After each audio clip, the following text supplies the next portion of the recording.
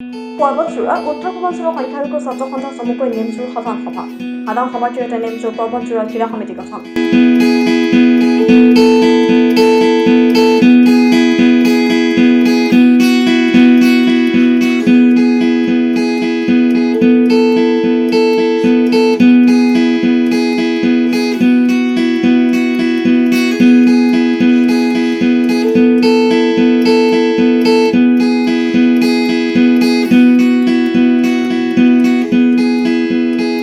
জালাবিলাৰ community হলত আয়োজিত সাধাৰণ সভাত আজিয়াল হকক সভাপতি সাধাৰণ সম্পাদক ক্ৰমে মজিয়াল হক আৰু ছাজাদুল ইছলামক লৈ মুঠ 41 জনীয়া এখন শক্তিশালী জিলা সমিতি গঠন কৰে। সাধাৰণ সভাখনত উপস্থিত থাকে নেমচুৰ বিটিআৰৰ সভাপতি হাফিজুল ইছলাম, কোকৰাঝাৰ জিলা সমিতিৰ সভাপতি মফিজুল হকৰ লগতে বহু নেতা কৰ্মী। সম্প্ৰতি অসমৰ পৰিস্থিতিৰ ওপৰতে বিটিআৰ নেমচুৰ সভাপতি হাফিজুল ইছলামে সকলো স্তৰৰ জনসাধাৰণৰ সংযম বজাই ৰাখিবলৈ আহ্বান জনোৱাৰ লগতে যিসকলে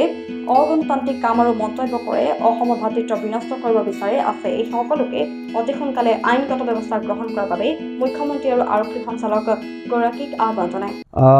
আজি উত্তৰ পূৰ্বাঞ্চল সংখ্যালঘু ছাত্ৰ সন্থা নেমচু বিটিআৰ কমিটিৰ অন্তৰ্গত আমাৰ পৰ্বত জিলা যি আমাৰ সাংগঠনিক জিলা, এই জিলা কমিটিখন আজি আমি 41 জনীয়া এখন শক্তিশালী কমিটি গঠন কৰি দিয়া হৈছে। আজিয়াল হক ডাঙৰীয়াক সভাপতি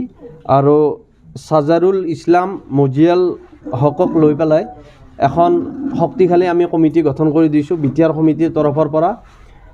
এই কমিটি অনাগত দিনত এই অঞ্চলত যিবিলাক কুসংস্কাৰ অৰ্থাৎ কুপ্ৰথা, ড্ৰাগছ, বাল্যবিবাহ, শিশু শ্ৰমদান,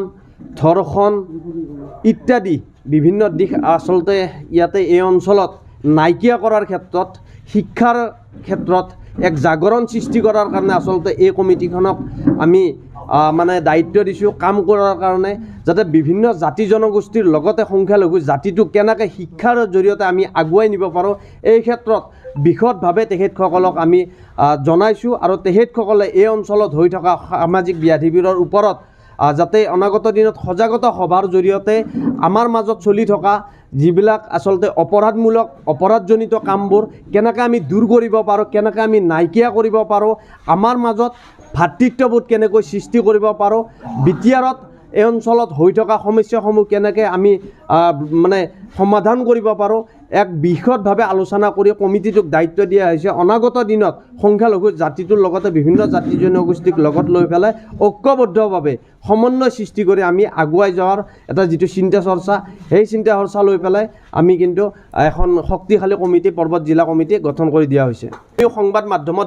দেখিবলৈ পাইছোঁ বহু পুৰণি ভিডিঅ' তৃতীয় পক্ষ, ইয়াতে কোনোবা তৃতীয় শক্তি জড়িত হৈ পেলাই যিটো সংখ্যালঘু হাটাও বা মিয়া হাটাও অভিযান আৰম্ভ কৰিছে। আচলতে এইটো দুৰ্ভাগ্যজনক, কিয়নো ভাৰতীয় নাগৰিকক আচলতে এই ধৰণে অপমান কৰা বা এই ধৰণে অত্যাচাৰ কৰা কাৰ্য কেতিয়াও কিন্তু গ্ৰহণযোগ্য এখন কল্যাণকামী ৰাষ্ট্ৰৰ কাৰণে হ'ব নোৱাৰে।